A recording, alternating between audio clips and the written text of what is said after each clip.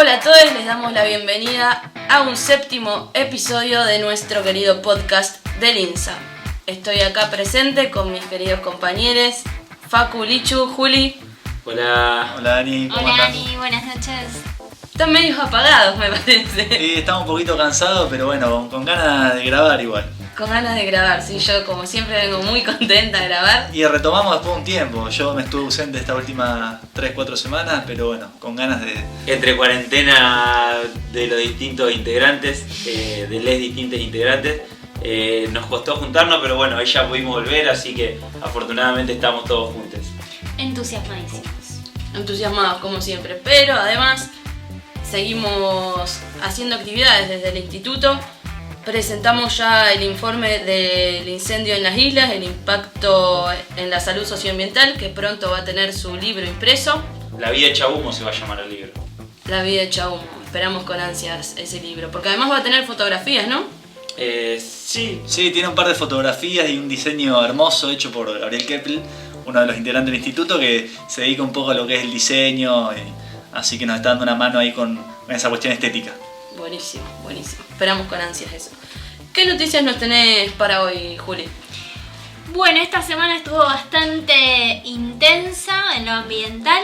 El diario ámbito.com publicó: se aprobó en el país el primer trigo transgénico. Bioceres, una firma de capitales nacionales que cotiza en la bolsa de Nueva York, recibió el visto bueno de las autoridades argentinas para su variedad de trigo HB4, resistente a la sequía. Luego de conocerse esta noticia, las acciones de la empresa subieron más de un 5%. Bien, cabe destacar que, como nombra la noticia, se lo vende como un trigo resistente a la sequía y se deja de lado un poco la cuestión de que es resistente al glufosinato de amonio, que es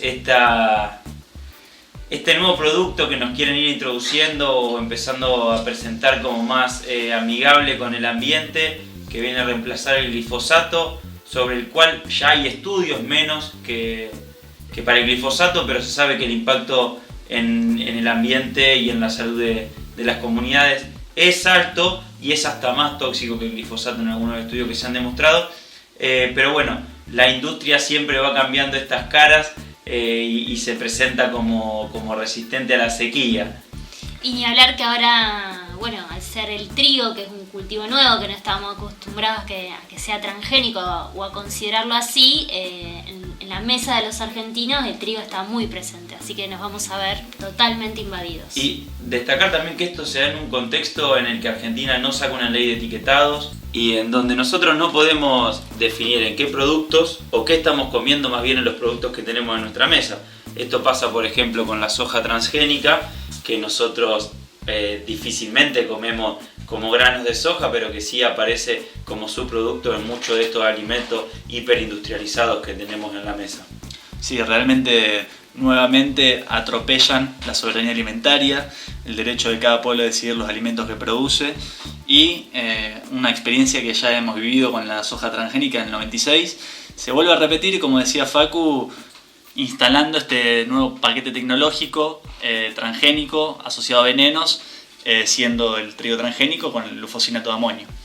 Y también destacar que la aprobación en Argentina depende de que Brasil decida comprar este trigo transgénico. Es decir, el concepto de soberanía alimentaria que siempre hablamos se deja bastante de lado al pensar que nosotros vamos a ser nuevamente el laboratorio del mundo, dependiendo si una potencia extranjera nos compra o no lo que producimos, ¿no? Bien, y en contraposición con esta amarga noticia que acabamos de comentar recién, tenemos otra que la esencia es totalmente opuesta, ¿no? Así es, una noticia que tuvo un alto revuelo esta semana, la publicó el diario perfil.com el 24 de octubre. Proyecto Artigas, justicia, verdad y reparación. Dolores Echeverre señaló que el proyecto está integrado por campesinos sin tierra, militantes, técnicos y organizaciones ambientalistas. Y que el proyecto Artigas propone trabajar la tierra respetando la naturaleza sin envenenarla. Nuestros objetivos son producir alimentos sanos para lograr el objetivo final de la soberanía alimentaria. Una acotación antes de abordar eso es que cómo pasó desapercibido el tema del trigo transgénico y cómo esto, que salieron a embanderarse, que es una toma de tierras que va en contra de la propiedad privada, colmó todos los medios masivos de comunicación. Sí, cuando se manifiesta claramente que la propiedad privada, una discusión sobre la propiedad privada, vale más o pesa más en la opinión pública que la salud literalmente de las comunidades, ¿no? Con todas las pruebas que ya tenemos por detrás. Algo que se destacó mucho y que la verdad va de la mano con lo importante que es que este proyecto o este deseo de emprendimiento ponga por delante la agroecología, la soberanía alimentaria, es el hecho del rol que juegan las ideas feministas y el feminismo en revalorizar y en reposicionar a quien es Mercedes, Dolores, dentro de esta familia que bueno, en esta lógica súper patriarcal que se manifiesta muchas veces, sabemos más, en el interior del país todavía, pone a las mujeres en ese rol de espectadoras de la realidad y cómo ella a través de todo este colectivo y con todo este colectivo reposicionan estos conceptos y bueno, están en la opinión pública. Esperemos que bueno, el desarrollo de todo sea lo mejor, lo que al menos nosotros esperamos. Y por otro lado, no nos tenemos que distraer, estamos pisando noviembre y se acerca la fecha en la que se había pospuesto el acuerdo por las megafactorías de cerdos con China. Que bueno, obviamente esto se pospuso gracias a las resistencias que surgieron de diferentes movimientos a partir de la presentación del primer proyecto. Tenemos acá un tuit de la Cancillería del mes de agosto donde plasmaban que habían incorporado especialmente al memorándum de entendimiento un artículo donde se asegura el respeto de las leyes de protección animal, los recursos ambientales, los recursos naturales y la bioseguridad. Por eso era el aplazo de la firma. Sí, para contextualizar un poco, el acuerdo ya desde enero se venía amasando a través de algunos diarios independientes y desde mismo Clarín, que decían que se está tejiendo relaciones con China para aumentar la producción de Argentina de 6 millones, que es la actual, a los 100 millones de cabezas porcinas, un incremento del 14, o sea, multiplicado por 14. Y es increíble cómo en julio, cuando ya se oficializa y aparecen las resistencias, como decías vos, Dani, se modifica esa cifra y se pasa a hablar de toneladas, que implicarían supuestamente solo 25 fábricas de 12.000 madres. Con las megafábricas, con las cuales se alcanzaría una producción de 900.000 toneladas de carne y claramente reduciendo los números que se estaban enunciando meses antes. Yo creo, Lichu, que acá hay algo muy importante a tener en cuenta, que ellos tratan de instalar la idea de que estas megafactorías porcinas se van a instalar en lugares donde antes no había nada, en territorios vacíos. Sí, hay dentro del tuit que leía Ani y en el discurso oficial, y que en realidad no es solamente el discurso oficial del Estado, sino que es el discurso oficial de los medios hegemónicos de comunicación, de las organizaciones ligadas a la producción agroindustrial, que vienen a instalar sus verdades, entre comillas, ¿no? Que relacionan mucho esto de hacer emprendimientos o megaproyectos con cláusulas o con ideas de sustentabilidad o amigables con el ambiente, que aparece mucho. Y bueno, en esta ausencia por cuarentenas y no tan cuarentenas y trabajando a la distancia, desde el instituto nos hemos sumado ya desde un primer momento, pero ahora desde la parte más técnica a las resistencias. Entonces estamos elaborando un informe con los impactos en la salud socioambiental de este tipo de emprendimientos, que como destacamos, vale destacar que el informe va a salir esta semana, y como destacamos en la introducción, es que Argentina, cuando aprueba el ingreso de la soja RR en el año 96, es el primer espacio de laboratorio, el primer espacio de prueba de todo lo que este paquete tecnológico implicaba. y que a diferencia de ese momento nosotros hoy sabemos afortunadamente por las experiencias en otros territorios latinoamericanos o por ejemplo también en Estados Unidos de los impactos que este tipo de producción tiene sobre la salud de la población, de los trabajadores, de los territorios, sobre la salud socioambiental. Entonces, en base a eso, hemos tenido la suerte de elaborar un informe con un montón de información científica, como muchas veces piden y dicen que está ausente en estos discursos oficiales o hegemónicos, y bueno, vamos a estar compartiéndola, también vamos a estar hablando un poco de todo este recorrido acá en el podcast. Cabe destacar, Facu, también que hay un grupo en Buenos Aires que está trabajando, que Guillermo Folguera, Maristela Svampa, Enrique Viale, entre otros, que largaron el libro 10 mitos y verdades sobre las megafábricas porcinas ya hace 2 semanas, con ilustraciones de varios ilustradores argentinos, que la verdad está increíble, tiene un montón de información, y nuestro informe en realidad viene a sumarse a ese libro, a aportar un poco más de información técnica en relación a lo que es los impactos en la salud comunitaria, sobre todo. Así que también recomendamos que lean el libro de 10 mitos y verdades. Sería importante... Que es de acceso gratuito. Que es de acceso gratuito, está en el blogspot del Pacto Ecosocial, y si no, lo pueden pedir por las redes sociales, Instagram. Justamente, como dice Lichu, es seguir construyendo y seguir sumando en esta construcción colectiva de sociedades saludables. Siempre estamos trabajando desde ahí, y bueno, y fomentando todas aquellas que pueden ir sumando material. Sí, es interesante porque en el libro, tanto en el libro de los 10 mitos y verdades como en el informe que estamos produciendo desde el instituto, cómo se desglosan y se desandan y se desmiente lo que sostiene el discurso oficial, ¿no? Un poco es lo que nosotros queríamos charlar hoy. Como vos comentabas antes, Juli, de que estos megaemprendimientos se van a instalar en territorios vacíos o que impulsan economías regionales o que tienen poco impacto. Sería interesante para comenzar a adentrarnos un poco en esto, que Lichu nos cuente en realidad qué es una mega factoría o una mega granja, de qué hablamos cuando hablamos de eso, porque tal vez suponemos que todos los conocen y no es así, ¿no? Sí, sin dudas.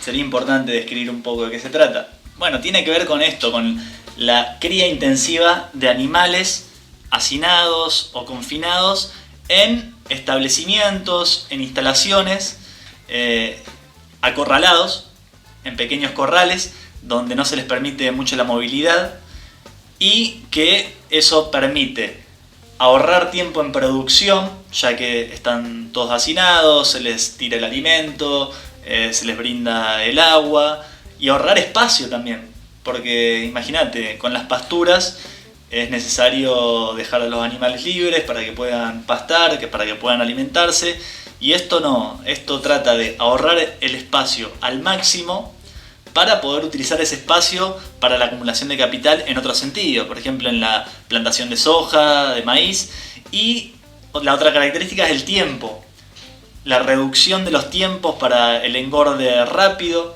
a través de la utilización de promotores del crecimiento, de antibióticos, de hormonas, que son dados en el alimento balanceado, en los purines.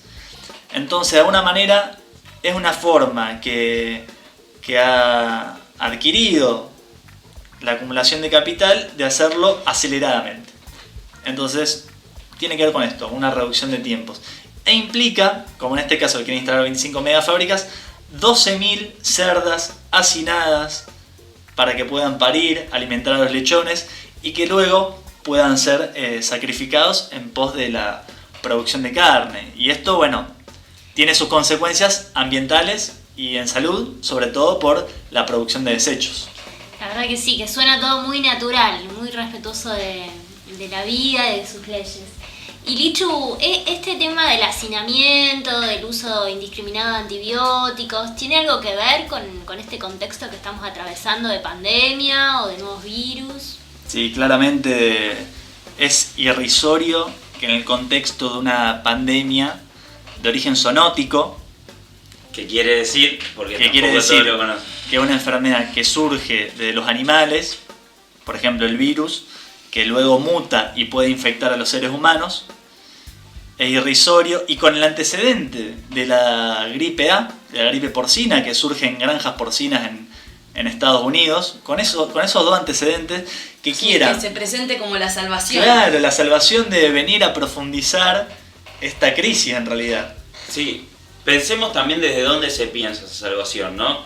Es decir, la salvación, el desarrollo, como también lo hemos tratado en Palabras Robadas, siempre se esconde detrás de esa mirada economicista, mercantilista de la vida, en donde los territorios y la salud de las poblaciones se pueden medir en dinero. Un dinero que claramente no... Bueno, depende de los gobiernos, muchas veces los gobiernos progresistas se escudan en esa redistribución, pero un dinero que justamente no viene a mejorar la calidad de vida y la salud de las poblaciones, sino que viene a reproducir esta lógica de acumularse cada vez en menos manos y a reproducir este concepto de la desposesión de este capitalismo siglo XXI, ¿no? Para la mayoría de nosotros, no solamente de tierra, de lugar para vivir, sino que de recursos o bienes naturales. En este sentido, estas megaindustrias que llegan con la promesa de divisas para un país en crisis, en realidad debemos pensar por qué llegan a nuestro país y en este contexto, es decir, pensar por qué China, uno de los países más avanzados tecnológicamente, también en la producción de carne animal, va a trasladar, con el costo que eso implica, porque todos esos animales, o la carne de esos animales, va a tener que moverse a China para el consumo, ¿no? Con el costo que ese traslado implica, ¿por qué están dividiendo o moviendo de sus propios territorios estas industrias? En el contexto que hace aproximadamente 2 meses Alemania también tuvo un brote de gripe porcina, como lo hubo en China en 2018, lo cual hace que el mercado alemán de producción de cerdo esté cerrado para China. Vamos a decir, para aclarar, que es la peste porcina africana o gripe porcina africana, que en realidad no afecta a humanos. Es la otra pandemia, claro, que afecta a los cerdos, porque para ahí no se confundan con el tema de la gripe porcina y la gripe A. Bien, excelente. Y para que dimensionemos este problema, la peste porcina africana obligó, con datos no oficiales, porque el gobierno chino no los oficializó, a matar, se cree, por lo menos más del 50 o alrededor del 50% de la población de cerdos en China, lo cual produjo una caída, la caída más grande en la historia de la producción de cerdos en China, y una caída económica del 30% en la producción de cerdo. Entonces, en ese contexto, China no solamente está trasladando la producción de carne animal o la producción de animales, sino los impactos que eso tiene en el ambiente. Y entonces, los territorios de sacrificio, como una vez más nombramos, y como lamentablemente esta estructura eurocentrista, Estados Unidos centrista, nos declara territorio de sacrificio, y los gobiernos lamentablemente consideran que esa es la única alternativa de un país para desarrollarse nuevamente, entre comillas, nos quieren vender esta ilusión de progreso. Y pensemos también esto de que la agroindustria no para en ningún momento, porque en el momento en que nosotros resistimos o estamos resistiendo a la implementación de esta mega factoría, el trigo HB4 salió, mal dicho, como por un caño. No hubo ni tiempo a las resistencias, porque es decir, no estuvo la información suficiente a tiempo para que nos podamos resistir a la aprobación de eso.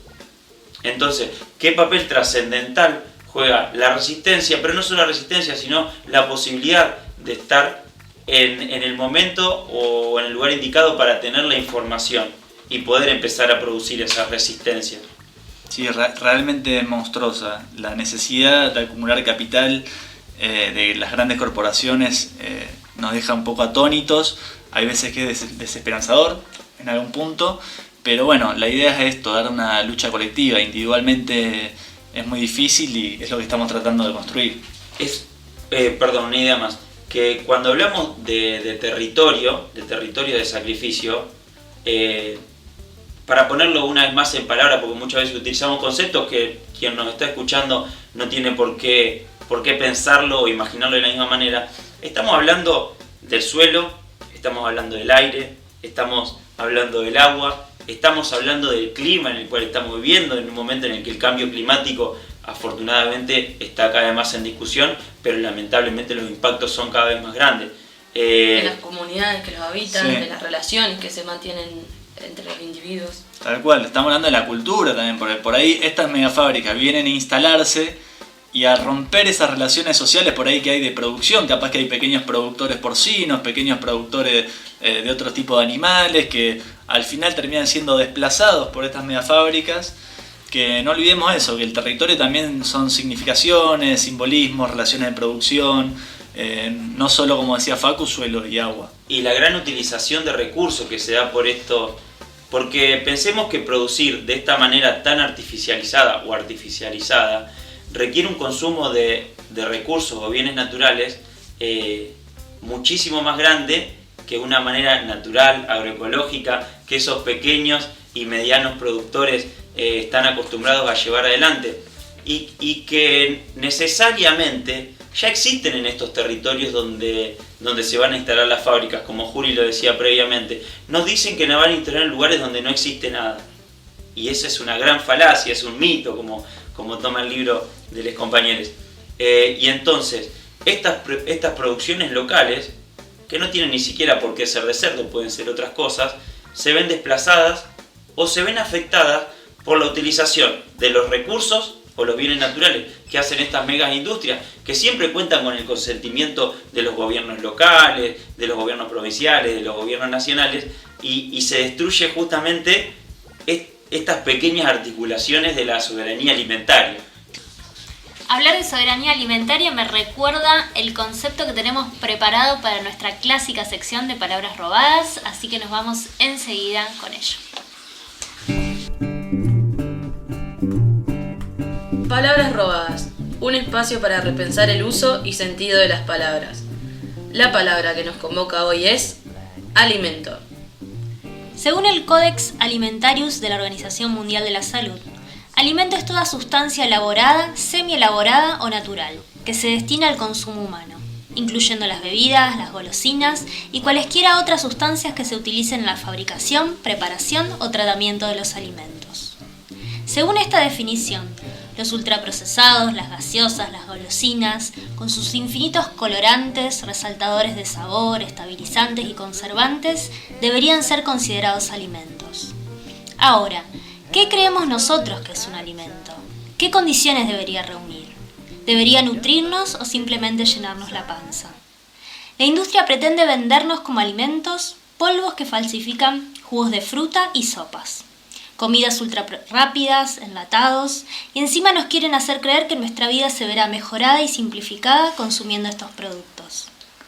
Eso es lo que realmente son, mercancías, productos de la industria, del marketing, de la publicidad, que esconden detrás de sí procesos extractivistas, engaños. Debemos hacer todo lo posible para evitar estos productos o reducir su consumo al mínimo. Nuestra salud depende de ello. ¿Y vos? ¿Te estás alimentando? Esperamos que hayan disfrutado de nuestro bloque de palabras robadas y retomamos.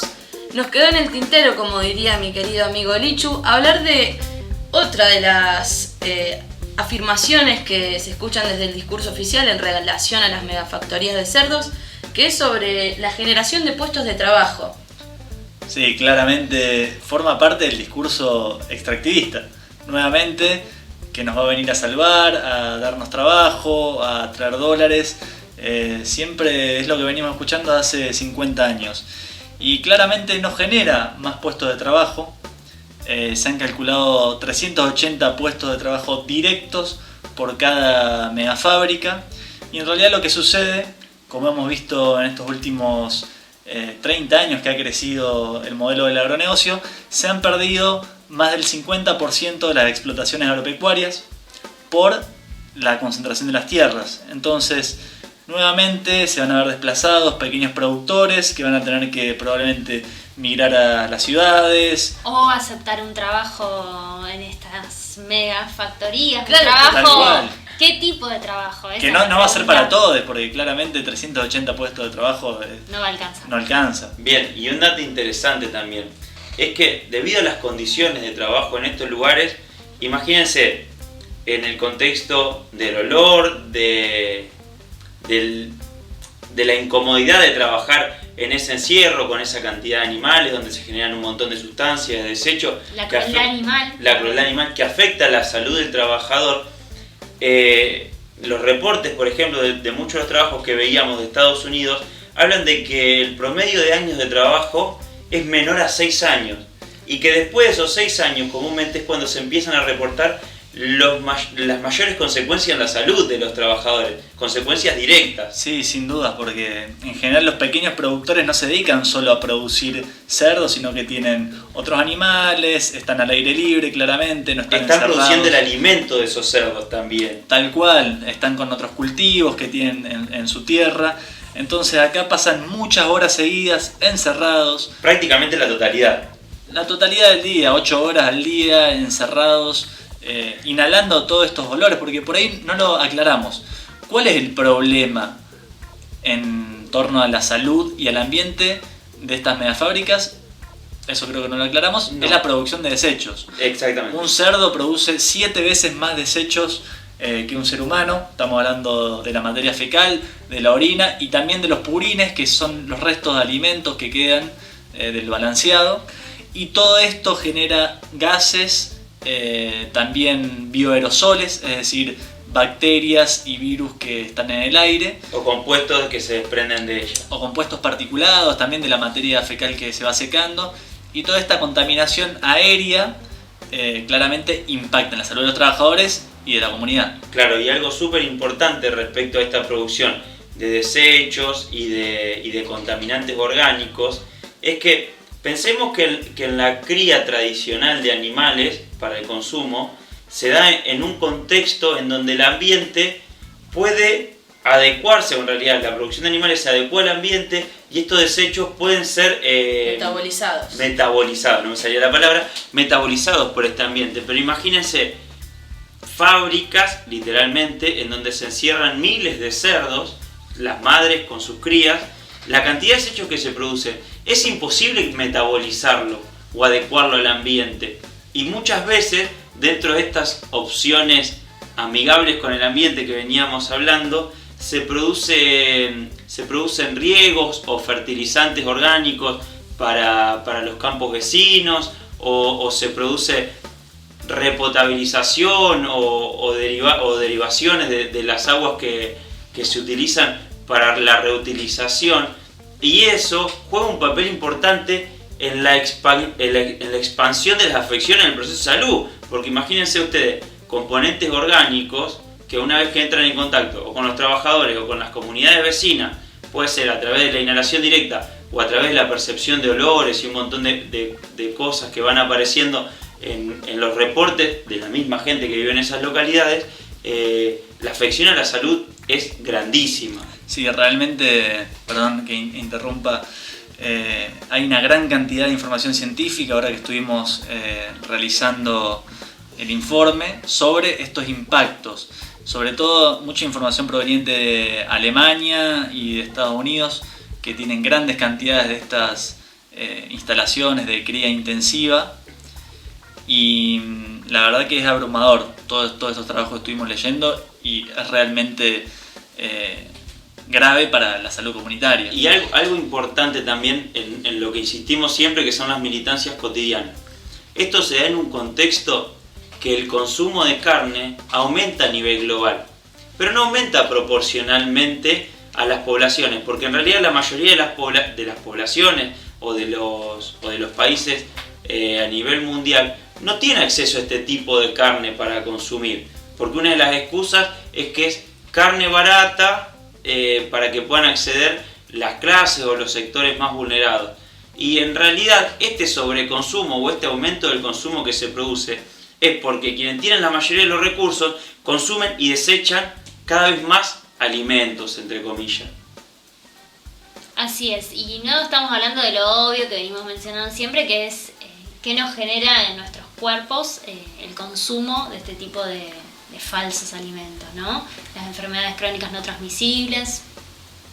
Sí, sin duda, esto lo hemos charlado en el podcast de soberanía alimentaria, los ultraprocesados, cómo impactan en la salud. Y claramente nosotros no solo estamos viendo el alimento en sí, digamos, porque podrán decir, bueno, pero es carne de cerdo, pero no es lo mismo que la producción a pequeña escala, de pequeños productores, porque nosotros tenemos en cuenta que también hay impactos económicos, impactos sociales, sanitarios, que no se tienen en cuenta a la hora de historizar de dónde vino ese alimento. Sí, y además, ya ni siquiera esa porción de carne o esos huevos o el queso, la leche, lo que consumimos, es el mismo que era.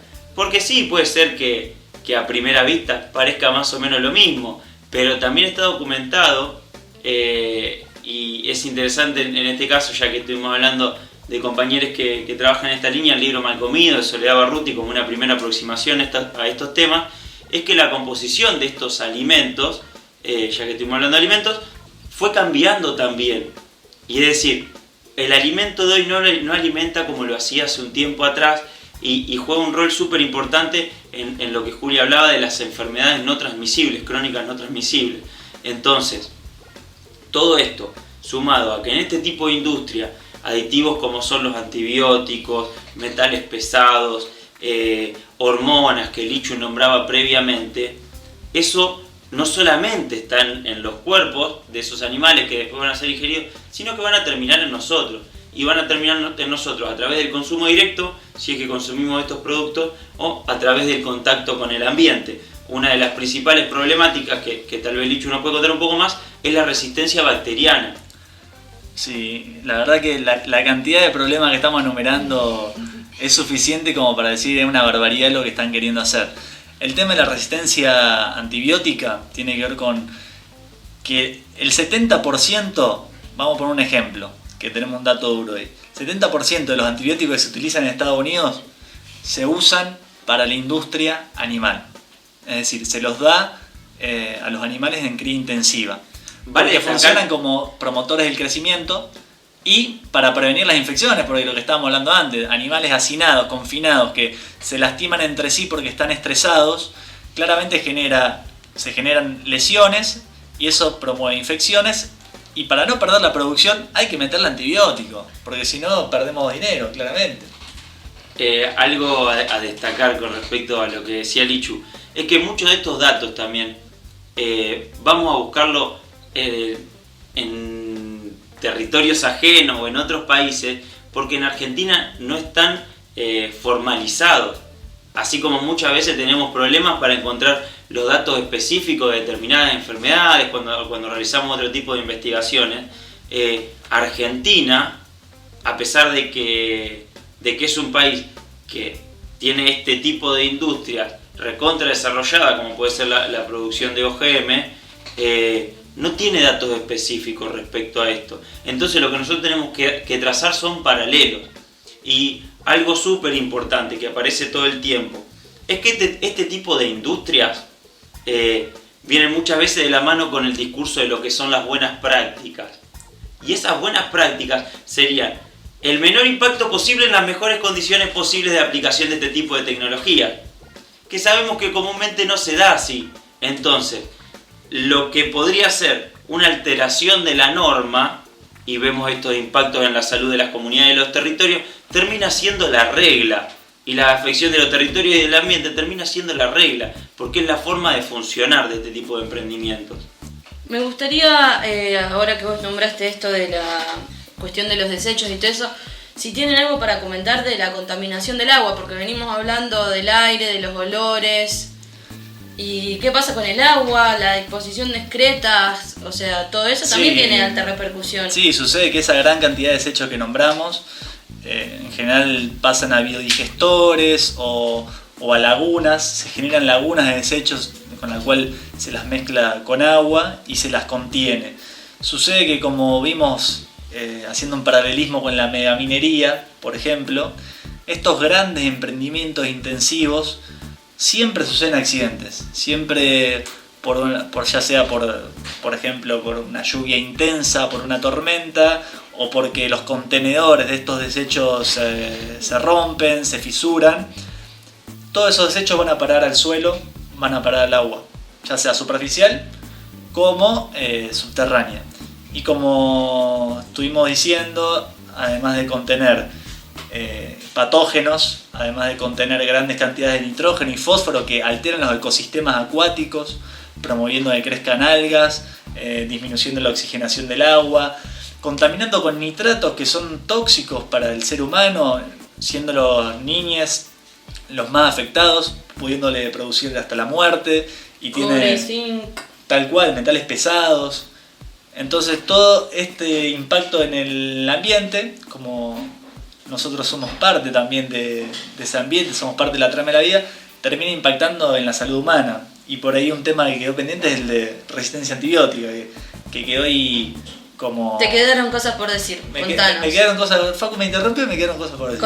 Contanos porque es muy interesante, la verdad, el tema de resistencia antibiótica. Sucede que estos antibióticos que usan genera bacterias resistentes. Evolutivamente las bacterias, cuando reciben una dosis de antibiótico, se van acostumbrando a se van haciendo resistentes, y claramente los antibióticos que se usan en animales son los mismos prácticamente que los que se usan en humanos. Entonces estas bacterias, al infectar a un ser humano, luego el antibiótico que utilicemos no va a ser efectivo, y eso ocasiona mayor morbilidad, mayor mortalidad, mayor gasto en salud, toda una serie de problemas que impactan tanto en lo sanitario como en lo económico. Claro, el surgimiento de estas bacterias que se conocen como multiresistentes.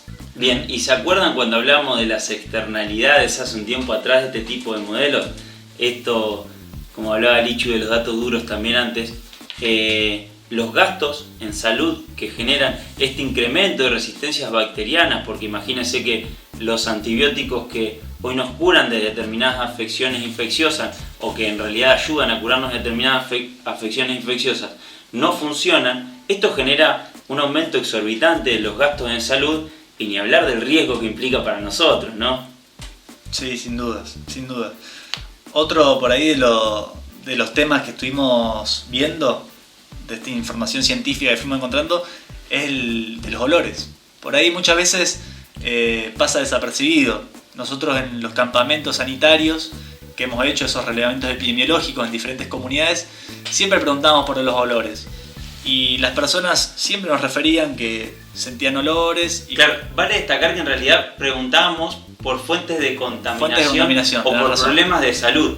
Y la gente misma te refería a los olores. Tal cual. Y encontramos un montón de información que dice que los malos olores, convivir con malos olores, es estresógeno, está asociado a hipertensión arterial, está asociado a alteraciones del estado de ánimo, a depresión, a ansiedad, a cambios en los estilos de vida, haciendo que la gente no quiera salir afuera a jugar, los niños. Literalmente los niños, las niñas en el recreo del escolar no quieren salir al patio por lo que implica exponerse a este tipo de olores, ¿no?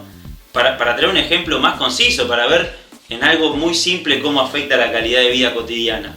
Entonces fíjense que ya estamos enumerando un montón de impactos. Esto del olor es bastante denso, y también se encuentran en las enfermedades respiratorias.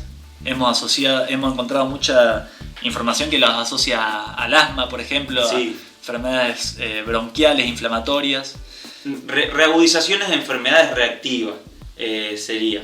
Bueno, y para ir cerrando un poco la información que fuimos trayendo en esto de volver a las resistencias que se generaron para la no firma del acuerdo, así como acá se generaron en un momento previo en distintos lugares, distintas regiones, se generaron cuando ya se habían instalado lamentablemente estas fábricas, o al menos tuvieron la fuerza que necesitaban para hacerse visibles cuando ya se habían instalado. Tenemos por ejemplo el caso de Freirina en Chile, donde con una fábrica funcionando solamente a un tercio de su capacidad, la comunidad se movilizó de tal manera exigiendo que no solamente parara el impacto en el ambiente, sino directamente en su salud, para detener este mega emprendimiento de miles de millones de dólares. Hablamos cifras que para nosotros son inimaginables, y la comunidad movilizada logró que este emprendimiento que ya estaba instalado y funcionando se detuviera.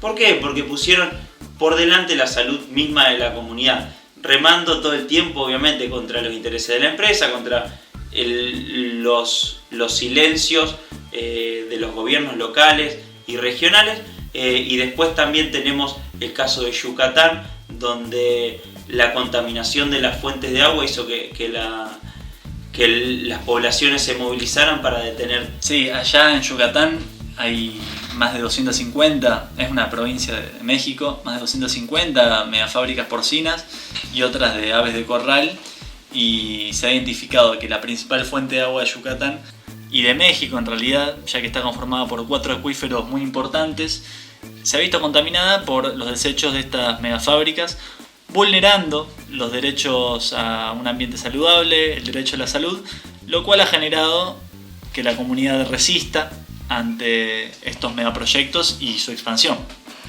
Bueno, y como siempre nos gusta llegar al final de nuestros podcasts diciendo que no todo es tan malo, que hay alternativas. Una de ellas es la agroecología, con la producción de alimentos saludables, nutritivos, con el apoyo a pequeños y medianos productores, respetando los ciclos de la vida, la salud de la madre tierra, que en definitiva es nuestra salud. Y como dijo antes Facu, nosotros acá todavía estamos a tiempo y los invitamos a unirse a las resistencias y a decir no al acuerdo porcino con China. Les agradecemos por escucharnos una vez más y nos estamos viendo la semana que viene en la próxima entrega. Gracias. Chao.